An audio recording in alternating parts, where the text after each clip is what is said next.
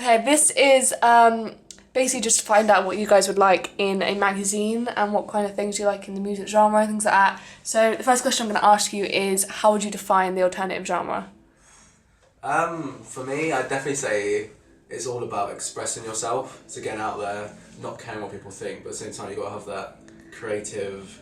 It's quite edgy. It's expressing yourself. But when also just speaking to my band names as well, the big well-known stars, you're like Neck Deep, Day to Remember, Moose Blood, Newfound Glory, all of that lot just springs to mind straight away. Yeah, it's just like they just express however they feel in music generally. Like alternative means diverse, and that's exactly what it is. It's just different from anything else, and they just try and express however they feel, whatever they want to put into songs.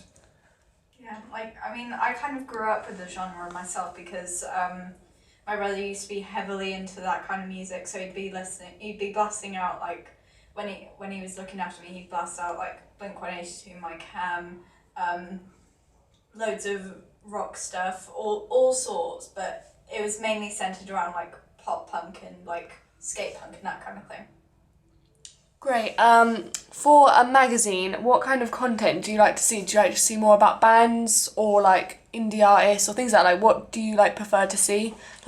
Big names, small names, what is your preference? In all honesty, I'd rather I like seeing a mixture of the two. So I like reading about my favorite bands and my favorite artists that I know about. But then I also like to see things about new acts that I may not know about, because it means that if I can find out a bit more about them, then it helps my judgment on whether I actually want to listen to them or not, and that kind of thing. For me, I'd probably say I don't read Kerrang a lot, but when I do, it's always sometimes the same thing. It's always just you see a big one-name star in it, a bit of an album review. I like that, but for me, because pop punk is quite repetitive in a way, it's nice to see the newer unknown bands break through. So I get how big stars always get on there, but I think it'd be good if you could have some unknown stars on there. Maybe just a Q&A with the band, just to get to know them, because then the readership understand and enjoy their music as well. Anything you have to add? Yeah, I think that I like to see interviews with my favourite artists and stuff like that, because it's just nice to know more personal things about them, because then you can sort of connect to what they're actually saying in their music. Because if you see what they're saying in their music, sometimes you don't actually know what they're talking about or anything like that. And sometimes with interviews, if they're putting stuff in there that they've actually said, then you know what it's about and things like that. It's just, yeah, I think it's quite good. I'd like to see stuff like that. With magazine design, my magazine is targeted from mainly 15 to 21-year-olds, but the main focus is probably on the higher end of that. For a cover, would you think my target audience would prefer a more busy and cluttered magazine cover, or more minimalistic, so it just has the main focuses on the front? For me personally, I'd like to see a busy layout for it, with everything overlapping, so you can really see the pop punk connotations of it. But because your audience is targeted more the adults of it, I'll probably say a more minimalistic layout. It's a large image with just, I'd say probably the headline, anchorage text, masthead, and then probably it. I'd like to see I want there to be a lot of information on the cover that it has to catch your eye, because otherwise you won't really want to get the magazine. But yes, you'd like to see what's in the magazine, but also as it is targeted for the the higher end of the age range, then I think probably it needs to be quite basic, but still have the information on it. Just yeah.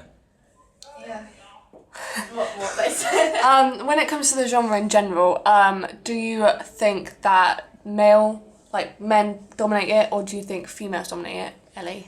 Mainly.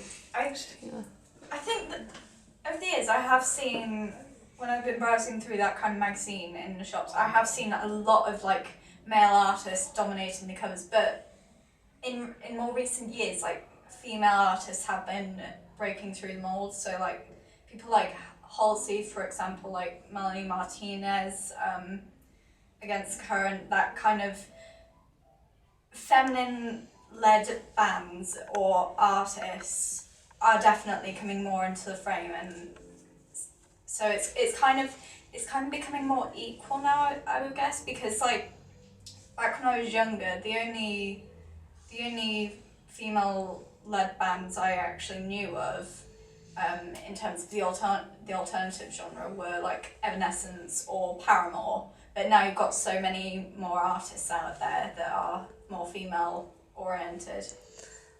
I'd probably agree with that. I mean, it's still definitely a male-dominated institution. So on the front cover, I'd probably expect to see a man on there. But I feel like if you're to appeal to your target audience more, I would probably include a female on there as well, because that way you could expand your readership. Yeah, I agree with that. Like generally, like the biggest alternative bands, like like artists and things like that, they're generally like male dominated. But there is a lot of like female artists like Paramore and stuff like that. They're still around.